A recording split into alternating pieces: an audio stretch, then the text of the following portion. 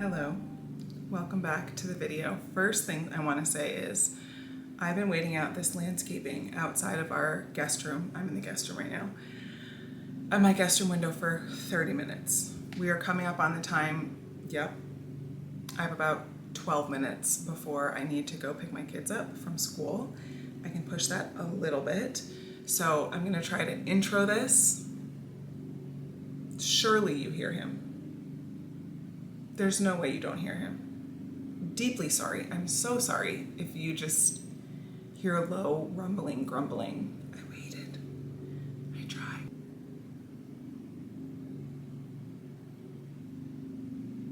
Also, for some background, it is a in-school day. Again, my kids do a homeschool, in-school hybrid where they go to school 2 days a week.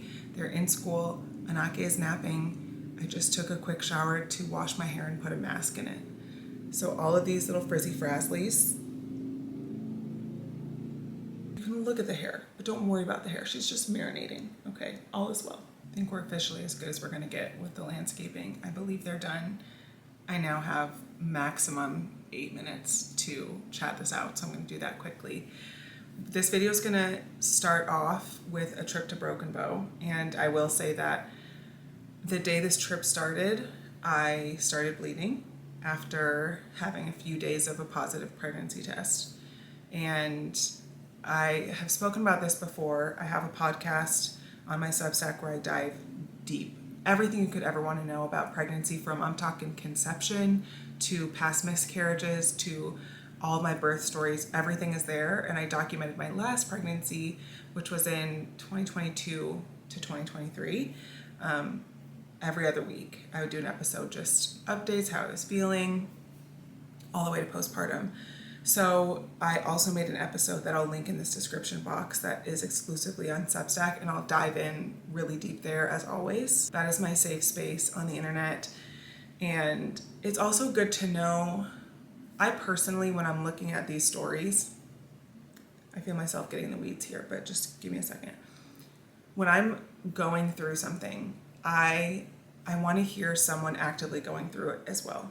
And it kind of gives me hope sometimes when I see that they made this beforehand and now they're on a better track, if that makes sense. So when I was struggling through a miscarriage, which I had, my third pregnancy was a miscarriage. I had a D&C of 12 weeks, and I've since gone on to have 2 more babies, and that's been such a blessing and so fortunate. But I love when people say that they hear about my miscarriage and then they see all that's happened after. And so it's kind of difficult to share in the messy middle part where there isn't like, and now, I am still just in a weird place and my body is still just doing weird things. I don't have this like amazing, beautiful, like super exciting ending to it yet, but I think that's important. And so the day that this trip started, I'm gonna show you right after this. I'll show you some clips from our trip. I was just in a weird place, and we went to Broken Bow. Oshimiko had to leave the trip early, and so it was just me and the kids for a couple of the days. He was there for 1 day. I was with my siblings, and I almost didn't go because it was like a period and a half, which I have a sister who's had multiple, probably 8 chemical pregnancies. And she warned me, it's like a period plus because you were pregnant. And so I just was going through a lot. And when I came home from that, I was like, oh, let me make this vlog. Let me just be present. Let me film things. And it was life-giving. Again, I almost didn't go because things were just very uncomfortable. I was so bloated, so painfully bloated. Getting dressed was hard. Doing anything really just felt difficult. So I almost didn't go, but our kids had been so excited about it, and we had been looking forward to it for weeks, if not months. And I was like, I can rally. I can do this. And praise the Lord, it's exactly what I needed, because it was a distraction. And sometimes the very best thing for you when you are struggling physically in your body, when you cannot escape it, like I cannot physically crawl out of my body and push this grief and this discomfort to the side, then having your body that is uncomfortable and sad and battling depression and bleeding and all of the things, putting that in a place that is lovely. And so being in this beautiful house, in this beautiful place with my siblings, staying up late, laughing with my sisters, like there's nothing better. And you're like, okay, it's 2 a.m, you are not sleeping, just all the things. It was worth it. It was wonderful. But I did come home and then just take a week off. It was our spring break last week. And I wanted to just recover and rest. I thought I would have a ton to say and I didn't. So again, I will share about my chemical pregnancy in that podcast. I'll link it below here. If you want to know more in any capacity for solidarity's sake or comfort, if you also are walking through a chemical, that'll be there along with my entire Good as Gold podcast, which is again, strictly conception, pregnancy, birth stories. It's everything surrounding babies and birth. So if you're like, I have zero interest in that, don't click the link. That's what I'll say. So we're gonna dive into the broken bow portion of this video, and afterwards I'll hop on with a little bit of an ending and an update on how things are going in my body and mentally where I'm at now that I've had some time, I've had some separation from it, and also when are we trying again, that type of thing.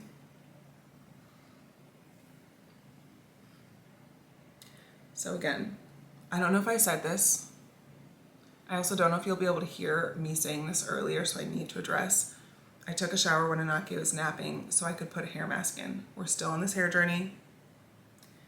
If my hair looks weird, it is going to be worth it because I tried to make it 3 months after my hair disaster to dye it again. And we are almost at the 3-month mark. Cannot believe it. I think we actually are. Yes, we are at the 3-month mark, but we're almost to my appointment. So I'm just sitting here marinating in a hair mask, and we've got all the little fluffies going on, and it's just weird. I look like an egg, and it's like, did she not gel down her This is not a style, okay? This is just a secure mask for school pickup, end of the day, dinner situation, and then I'll wash it out and do it later. So just don't, you can look at the hair, but don't worry about the hair, okay? So it's just, so now we're gonna go back in time 3 weeks to Broken Bow. And for anyone who doesn't know, Broken Bow is in Oklahoma. It's exactly a 3-hour drive for us. And there's almost nothing there, like quite literally nothing. It's almost like 30A, where they just put a little cute area in the middle of an absolutely nothing area, and it's magical. So thankfully my sister is an influencer extraordinaire, and she gets to do partnerships for a house, different rental houses, and we just get to like hop on her back, and you know, she carries us all. We ride on her coattails, and we get to enjoy the fruits of her labor, essentially. And this particular house was absolutely incredible. And my kids are getting brainwashed almost, because every house that we get to stay at with my sister each one is better than the next. Like, you can't even imagine how amazing these houses are. And so they're like, oh, every vacation house is like that. And I was like, no. This is a very specific anti-Black situation. My sister's name is Jackie. We call her anti-Black. And I'm trying to keep them grounded, level-headed. Like, we ain't booking houses like this. This is a very special treat. So yeah, anyways, let's go to Broken Bow.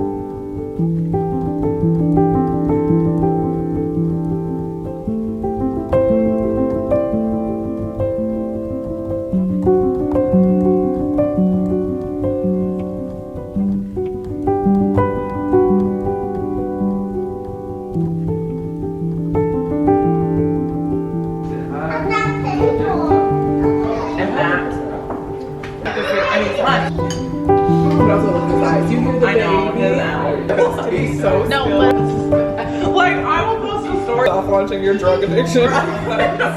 Cinnamon. Don't eat more. No. just don't want to eat left. Okay, I got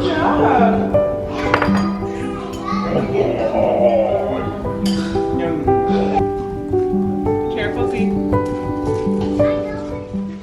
Oh, careful, Z, Nana. He cannot be standing there. Good morning from Broken Bow. I am currently on kid duty. They're on the playground, so it's loud. Well, we won't be at this particular spot very long, but it is stunning here. We are in Oklahoma, and this is our favorite little road trip. I'm gonna finish my tea, watch the babes, and then get ready to go to get coffee.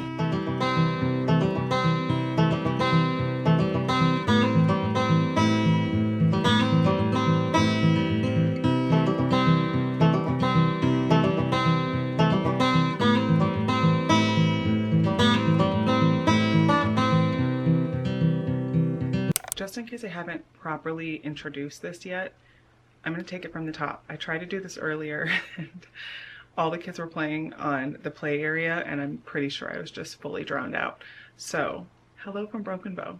We are in Broken Bow, which if you're not familiar, because I wasn't before my sister started doing these partnerships out here, and we so luckily got to tag along because let me tell you, these houses are incredible. Like, this house has a giant slide that wraps around the back of it, and then there's a slide inside. It's 3 stories tall, and it's a swirly slide like in the family room.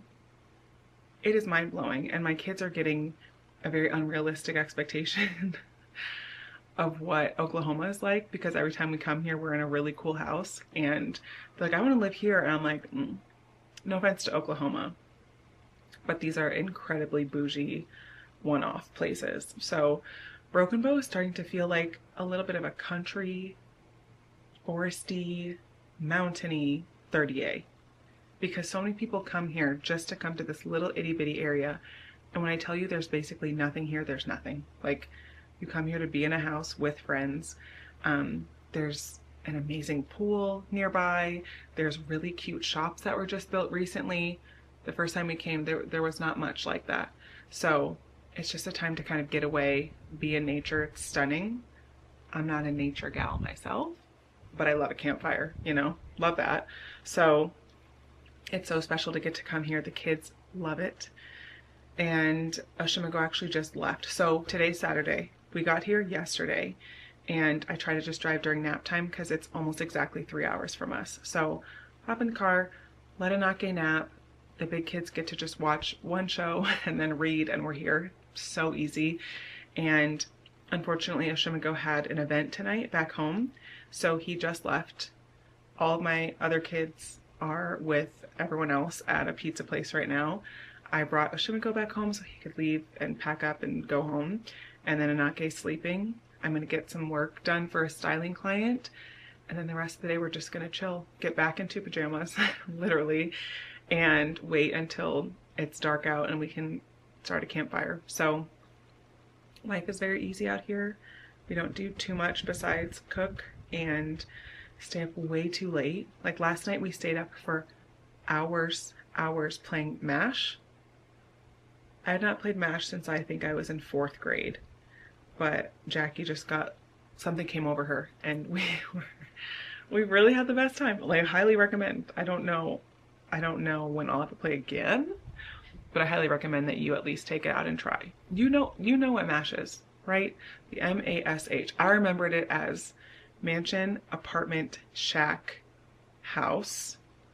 And you do categories for like, who's your husband going to be and how much money are you going to have, all those fun things. And we just made it more ridiculous every round. So 10 out of 10 recommend that. But we did stay up till almost 1 in the morning.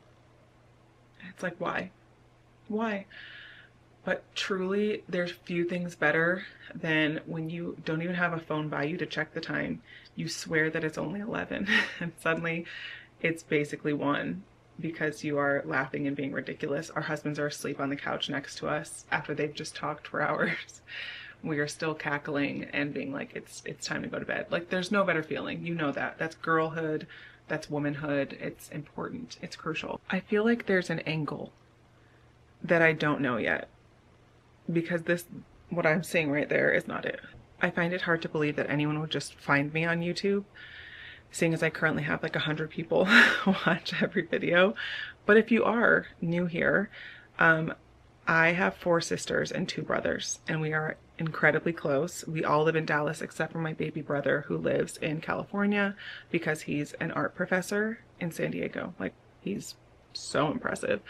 And we collectively have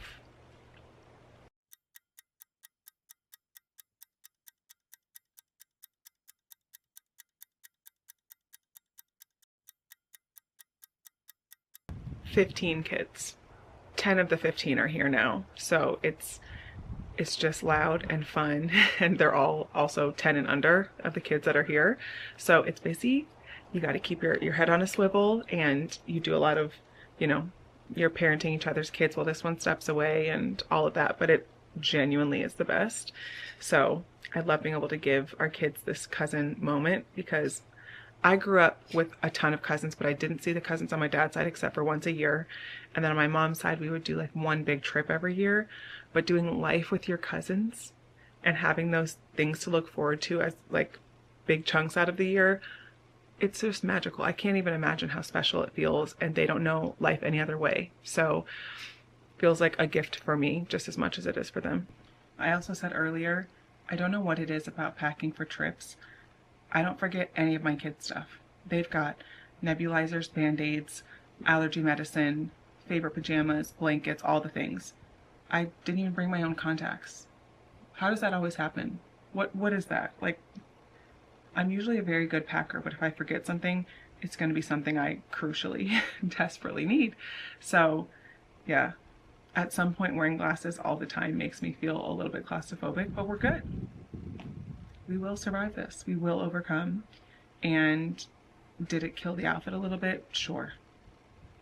But it could be worse. You know, there are worse things to have forgotten. I'm grateful. It was just this little contact moment. I'm going to go inside while I still have the house to myself, except for the baby sleeping upstairs, and try to finish up my client work, get some more computer work done, and then all of the million children will be home and we'll be back in business.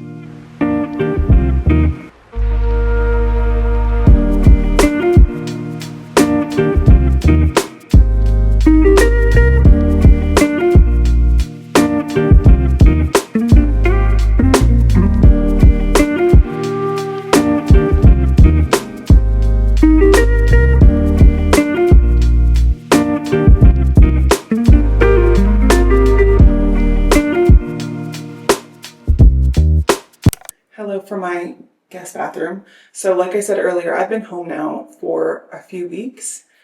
Had some time to recover, had some time to just kind of dive back into life. Severe weather is not my favorite season. So March, April, May, it's a little bit rough for me. But we had that, but then it made a gas leak at the school. And so then we had to pick the kids up from school early. It was just a weird week of school. So that almost didn't happen. It basically felt like we got a weekend at Broken Bow and then almost 2 weeks of spring break is kind of the feeling. So I feel refreshed, and I'm going to put myself together with eyebrows and lips, and then we'll go sit down and chat kind of how I'm feeling now about the chemical pregnancy, next steps, and we'll wrap this thing up. This is a really random point right here, and this is vulnerability, because look at this. Like, can you see that? I should just sharpen this. I have a sharpener in my makeup drawer, and yet I love it. Mostly this lives in my purse, though. That's why. I'm going to give myself some grace. This lives in my purse, and so whenever I think to sharpen it, obviously I'm not by my drawer.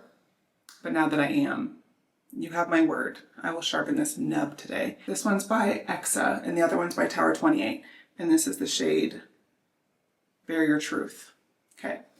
This and the Tower 28 one, it takes me going through like 30 non-toxic lip liners to find one that is truly perfect for my skin tone, at least. Sometimes actually most of the time, they're so dusty. Like, they feel like they have a gray undertone. I realize they're probably more catered to a certain skin tone that's not mine. But these two are perfect. Bear Your Truth, and I share the other one all the time. I'll have to find the name of it. But I just feel like I come alive with lip liner and this SOS lip balm. This is the go-to. It's really, truly all I need.